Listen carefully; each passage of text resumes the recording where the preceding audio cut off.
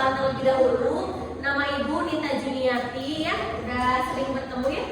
Dan ini Ibu Guru Pamong Ibu Aan Alia. Udah pada kenal? Belum. Ya. Nah, selama nanti 1 jam pelajaran ke depan, kalian bakal dapat materi dari Ibu. Kita berdoa terlebih dahulu ya. Berdoa menurut kepercayaan kita masing-masing di dalam hati dimulai. Berdoa selesai. Alhamdulillah ya. Sebelumnya kita absensi terlebih dahulu untuk perempuan yang hadir boleh hadir sebut hadiro, laki-laki yang hadir bilang hadir gitu ya dengan tegas. Oke. Alicia Ratu Putri, Antika Pratama, Anissa Fitriani, Fauzi Trianugra, Fikri Bayu Cahyadi. Oke, terima kasih ya. Dan ada beberapa teman kita yang tidak hadir ya, seperti sakit, seperti izin. Mudah-mudahan teman kita yang sakit diberi kesehatan. Oke, kita ice breaking dulu biar lebih semangat lagi. Boleh pada berdiri semuanya. Dia kan udah banyak olahraga nih, biar lebih semangat. Jadi ada 3 gerakan. Kalau Ibu bilang ayam, petok. Kalau suara bebek, kuek. Kalau suara embek, ya. Siap? 1, 2, 3, suara ayam. Suara bebek. Suara embek. Suara embek. Suara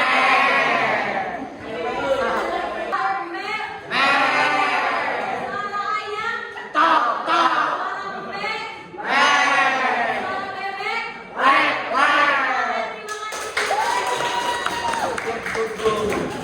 Luar biasa semangatnya ya, apalagi pas suara embek menghayati banget, ya.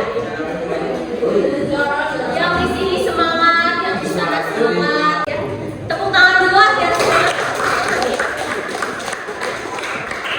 Nah, materi kali ini kita akan membahas tentang puisi gitu ya. Nah, sebelum ke pembelajaran utamanya, Ibu punya sebuah video motivasi dulu nih ya. Keindahan puisi. Puisi adalah ekspresi jiwa yang mendalam, kekuatan kata-kata yang mampu menyentuh hati dan membangkitkan perasaan ya. Ada satu video motivasi, boleh didengarkan? Saya pernah membandingkan diri saya dengan orang lain. Terkadang memang ada rasa iri pada mereka yang selalu beruntung tanpa harus berjuang seperti saya. Tapi saya buka bahwa semua hubungan tidak menghasilkan bersama. Begitu juga gunanya mereka akan bersihkan pada waktunya akan tiba. Semua ada waktunya. Oke. Saya pernah membandingkan diri saya dengan orang lain. Ada yang bisa mengambil intisari dari video motivasi ini? Oke, boleh saya. Boleh. Yang membanding-bandingkan diri sendiri dengan orang lain. Oke. Jangan membandingkan diri sendiri dengan orang lain. Tepuk tangan dulu. Jadi itu motivasinya ya. Intinya kita semua ini punya kesempatan yang sama membandingkan diri kita dengan orang lain. Karena apapun yang di diri kita itu adalah hal yang paling terbaik ya. Jadi jangan sampai yang sekarang merasa aku udah selalu dicap bodoh gitu, enggak ya. Asal teman-teman semua di sini mau untuk belajar ya. Bisa dipahami? Nah, pengertian puisi, ada yang sudah pernah mendengar apa itu puisi sebelum baca ke sini? Atau ada yang pernah baca puisi? Pernah? Pernah baca puisi? Ada yang pernah tahu apa sih puisi? Puisi adalah karya sastra yang Puisi merupakan ekspresi jiwa sendiri. Kalimat untuk mengekspresikan diri. Kasih tepuk tangan dulu. Betul ya, tadi kata kita tantri ya, bahwa puisi itu untuk mengekspresikan diri. Kalau yang sedih, bilang sedih gitu ya. Kalau yang sedang jatuh cinta, bilang sedang jatuh cinta. Tapi diekspresikannya melalui kata. Ya, kadang kan ada yang kalau yang sedih cuma nangis di pojokan gitu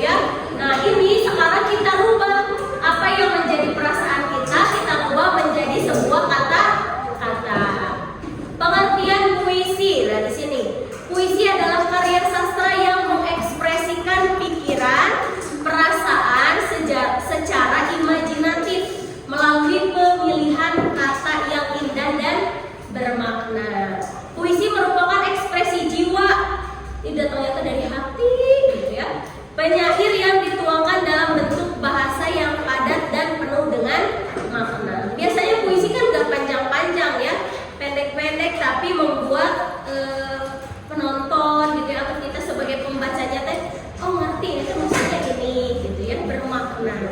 Berbeda dengan prosa, puisi memiliki struktur yang lebih ringkas, mengutamakan keindahan bunyi dan kaya akan makna simbol. Ya, biasanya itu kalau misalnya kita bilang Ziva itu cantik seindah matahari yang menerangi bumi gitu ya. Jadi selalu ada perumpamaan di sebuah puisi.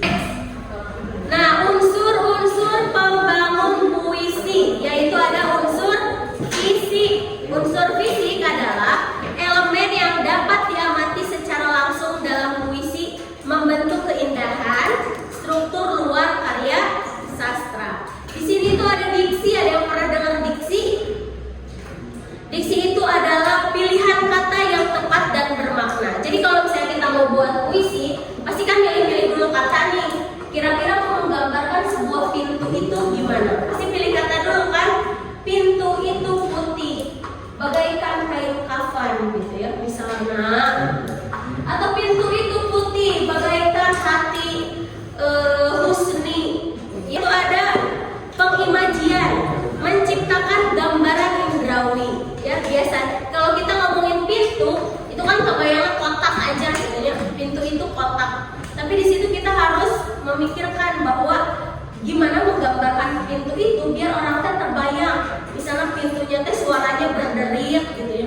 Pada saat membuka pintu itu bersuara drit drit drit. Atau pintu itu memiliki warna yang mengelupas gitu ya karena lusuh dan lain sebagainya. Jadi harus berimajinasi menggunakan indera kita, baik itu mata, telinga, ataupun perasaan gitu ya. Yang ketiga, kata konkret. Nah, kata konkretnya kata yang merangsang imajinasi. Terus yang keempat, bahasa figuratif menggunakan majas. Spesifikasi, pakai rima, ritme, dan metrum. Terus juga tipografi. Biasanya ada puisi yang menggunakan letak ya kayak di atasnya TA dibentuk seperti segitiga gitu ya, pernah lihat? Yang dibentuk seperti cangkir dan lain sebagainya. Ini contoh puisi ya.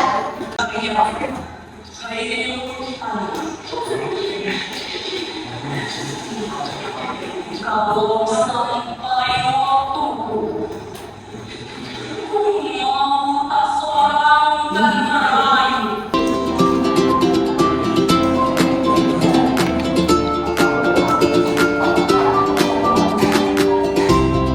Ada yang mau ditanyain? Nanti suasana sudah. Suasana.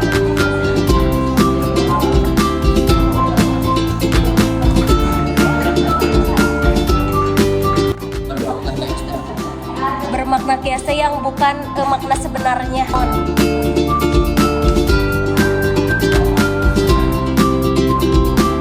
Oke, anak-anakku gimana? Udah selesai? Tinggal buat puisi? Ya. Ya, ini nih contoh-contoh cara buat puisinya. Temanya kan udah ya tentang persahabatan. Sesuatu yang menyentuh hatimu. Pilih kata-kata yang sangat penting karena setiap kata dalam puisi memiliki bobot makna yang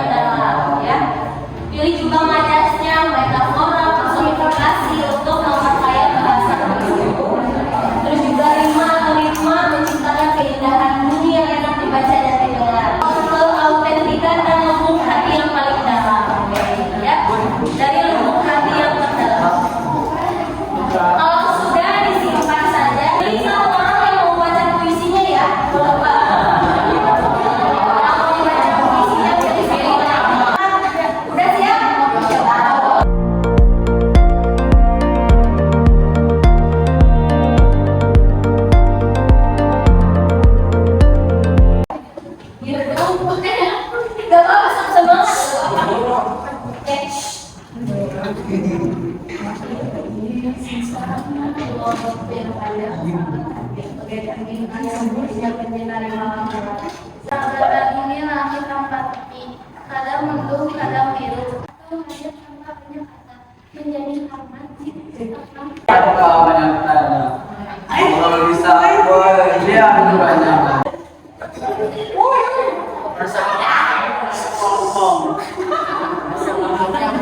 Kita apa kecil dari mana yang bermakna ternyata selalu kuat dalam waktu yang banyak saya berjalan dengan hijab yang tepat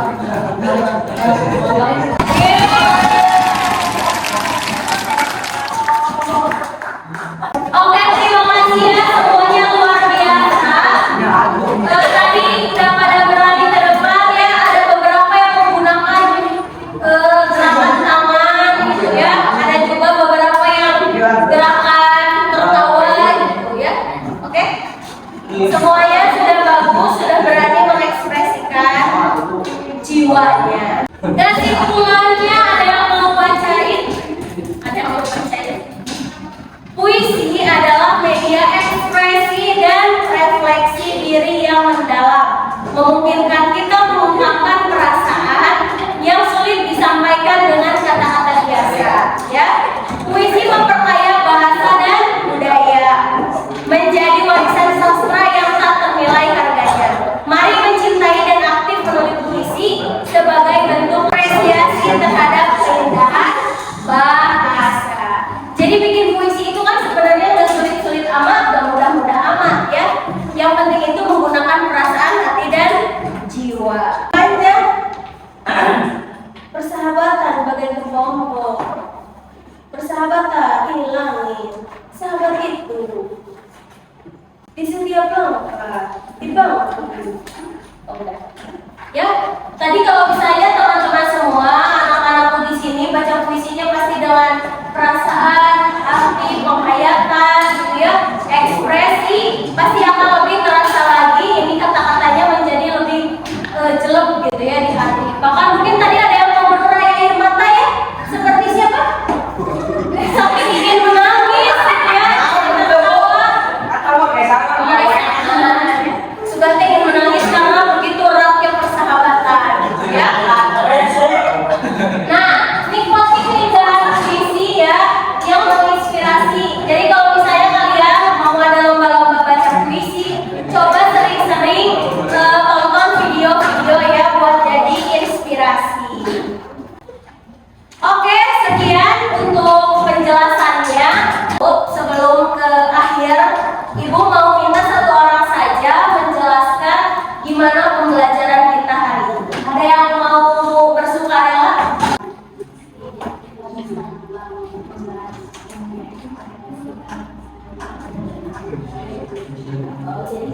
Oke, kasih tepuk tangan. Mudah-mudahan nanti dari kalian udah bisa belajar bikin puisi. Oke,